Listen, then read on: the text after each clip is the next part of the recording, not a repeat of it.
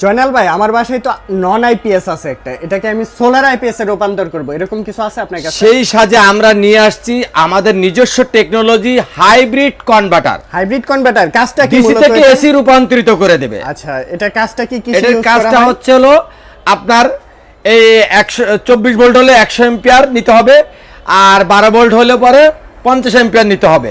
তো যদি কেউ 12 ভোল্টে ব্যবহার করতে শুধু অনলি 600 ওয়াট সোলার যদি ব্যবহার নেয় মিনিমাম, ঘরে 4-5টা 6টা ফ্যান, 7-8টা লাইট নিমেষেই সে ব্যবহার করতে পারে। এই 50 এম্পিয়ার আর বেশি বাড়ানো লাগবে না। আচ্ছা, 50 এম্পিয়ার কত ভোল্টের হয়, কত ওয়াটের আছে? এটা 12 ভোল্টের 50 এম্পিয়ার, 24 ভোল্টের 100 এম্পিয়ার। বাংলাদেশে ডেলিভারি হবে? সারা বাংলাদেশের 64 জেলায় আমরা কুরিয়ার কন্ডিশনে ডেলিভারি। কিভাবে সেটআপ করতে হবে প্রবাসীরাও মূলত? নিতে পারবে।